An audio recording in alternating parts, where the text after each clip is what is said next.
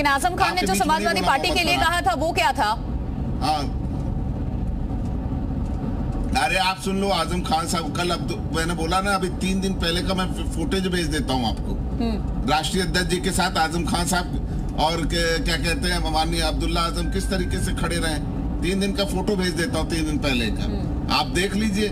हमेशा माननीय आजम खान का सम्मान रहा है, उन्होंने हम आशीर्वाद राष्ट्रीय अध्यक्ष जी पे रहा है उनका।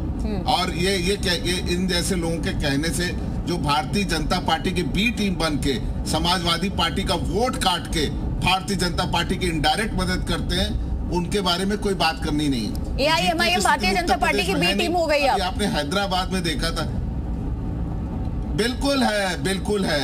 ये लोग को आप बता दीजिए, ये सिर्फ वोट काटने के अलावा इन्होंने क्या किया। हम 77 सीटें जो हारे, उसमें से 8 सीट इन लोगों ने 2500 कम के मार्जिन से मारे।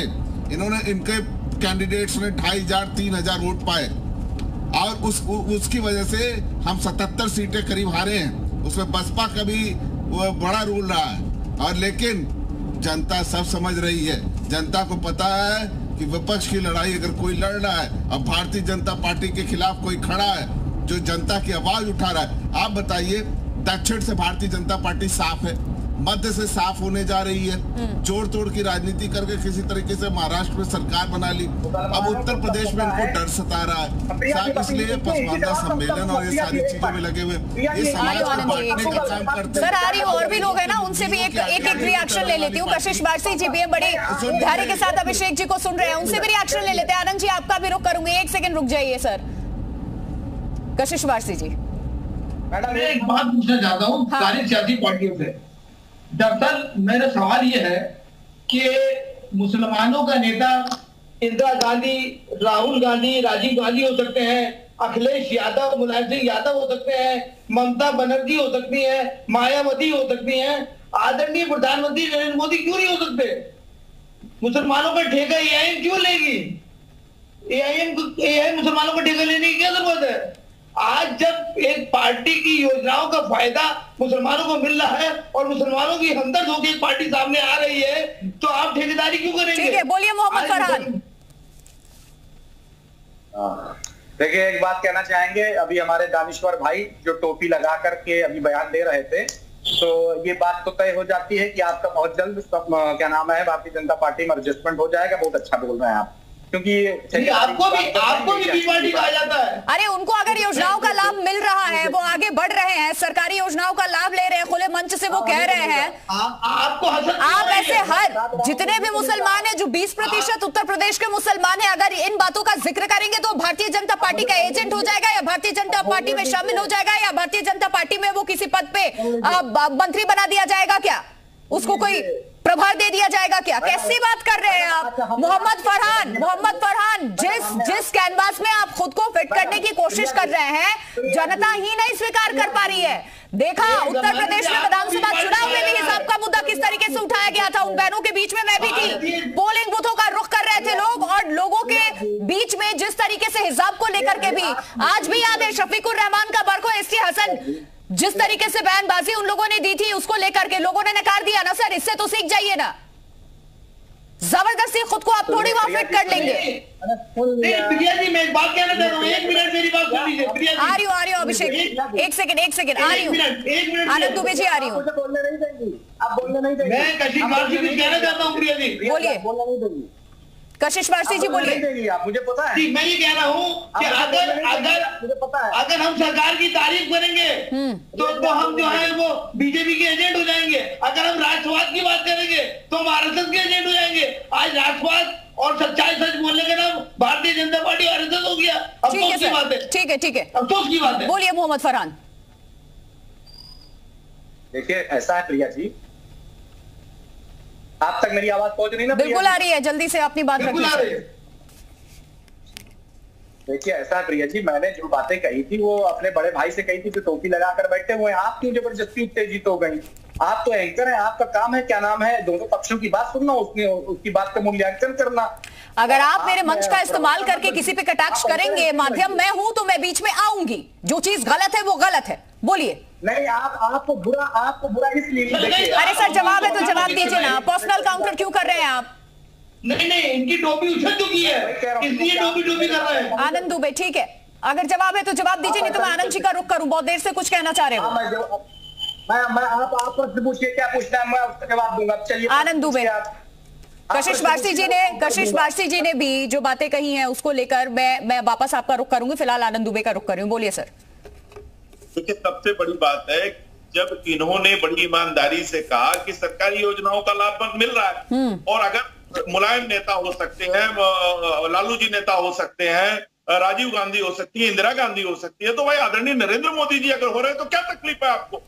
लेकिन इन्होंने AIMIM वाले ने क्या कहा, मुसलमानों के वारिस कौन है, तो हैदराबाद के भड़काऊ भाईजान है, जो कभी हिंदू देवी देवताओं को जिनके भाई गाली देते हैं, जिनके लोग कहते हैं 15 मिनट के लिए पुलिस हटा दो, हिंदुओं को औकात बता देंगे। ऐसे भड़काऊ बयान देखते जो लोग राजनीति करना चाहते हैं, जो लोग अपने परिवार और अपने कुनबे की राजनीति करना चाहते हैं, वो मुसलमान हमदर्द बनने की कोशिश करते हैं। और सबसे बड़ी बात, मेरी बात सुन लीजिए, पूरी बात सुन लीजिए, मैं बीच में नहीं बोलता। सबसे बड़ी बात कि आपने कहा, आप मेरे पास सिर्फ 2 मिनट है सर। हैदराबाद म्युनिसिपल कॉर्पोरेशन के चुनाव में वहां आपको जनता ने हराया और आपसे ज्यादा सीटें भारतीय जनता पार्टी को दी, जहां से आपकी राजनीति की शुरुआत है। तो वहां जनता आपको नकार रही है, और आप घूम के कभी बिहार में, कभी उत्तर। राजीव जी आपका रुख कर रही हूँ मैं। अभिषेक राय, एक 30 सेकंड का आपका कमेंट, फिर राजीव जी का रुख करना है मुझे। देखिए, मैं बहुत सीधी सी बात पूछना चाहता हूं कि अभी विधानसभा का विगत चुनाव बीता, हमसे ज्यादा मुसलमानों को टिकट किसने दिया? किसी एक पार्टी का नाम आप बता दीजिए। फिर भी वो आपके नहीं हुए और ये सब लोग हितैषी बन रहे हैं आज यहाँ पे। अभी हमारे भारतीय जनता पार्टी, सुन लीजिए, भारतीय जनता पार्टी ने कितने टिकट दिए? हमने तो 92 दिए थे, इन्होंने कितने टिकट दिए? इनसे पूछ लिए 403 में कितने टिकट इन लोगों ने बांटे मुसलमानों को। हमारे आनंद भाई बता देंगे, इनके पास तो पूरा डाटा रहता है, बहुत पढ़े लिखे हमारे बड़े भाई हैं, हम इनके बड़ा सम्मान करते हैं। ठीक है सर, हो गया। मोहम्मद फरहान, देखिए, ऐसा है अभिषेक भाई हमारे बहुत अच्छे बड़े भाई भी हैं, बहुत इंटेलिजेंट आदमी है। समाजवादी पार्टी में इससे ज्यादा विद्वान प्रवक्ता कोई नहीं है। ये बार बार एक ही बात कह रहे हैं कि मुसलमानों को ये दिया, मुसलमानों को दिया, मुसलमानों को ये दिया। मैं ये कह रहा हूँ कि अगर मुसलमान आपको वोट ना देता तो आप सफाई से निकल के कभी उत्तर प्रदेश की सत्ता में ना पाते मेरे भाई। इससे ज्यादा कुछ नहीं कहूंगा। ठीक है, और अगर आप समझदार हैं तो बहुत आप दूर। बड़ी बात बोल दी सर आपने। राजीव रंजन जी,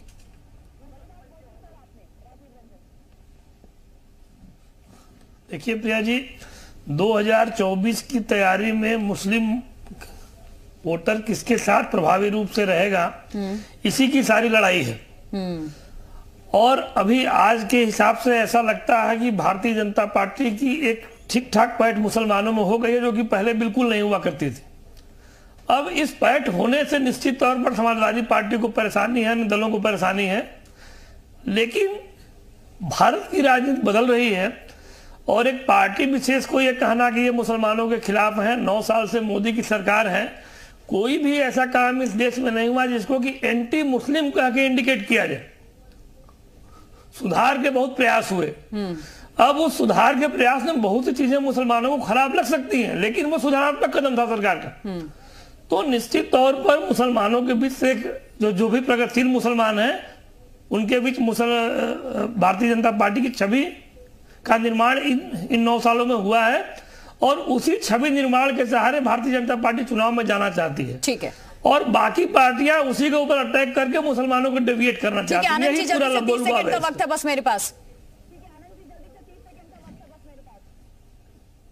ये नहीं रहते तो हम जीत जाते, बसपा नहीं होती तो हम जीत जाते। तो अरे भैया, ये आप क्या चाहते हैं कि उत्तर प्रदेश में कोई दल चुनाव न लड़े, आप अकेले खड़े होकर कीजिए, हम ही लड़ेंगे बस और हम ही जीत जाएंगे। कम से कम अपनी नाकामियों को एक्सेप्ट करिए कि जनता आपके गलत कामों से, जनता आपके कुकर्मों से इतनी नाराज है कि अब आपको वो चुनाव में नहीं दे रहे। सर, मेरे पास वक्त इतना ही था, पहले मैं एक्सीड कर चुकी हूँ। आप सभी को प्रॉपर मैंने टाइम दिया है। मोहम्मद फरहान, मेरे पास वक्त इतना ही था। एक छोटे से ब्रेक के लिए यहाँ पर रुकना होगा। बहुत बहुत शुक्रिया आप सभी मेहमानों का इस चर्चा में शामिल हुए। पसमानदा मुसलमानों को लेकर के आज हमने चर्चा की है, बात की है कि ये किसके पाले में होंगे और ये क्या गेम चेंजर साबित होंगे उत्तर प्रदेश की खास करके 80 लोकसभा सीटों में आम चुनाव के दरमियान।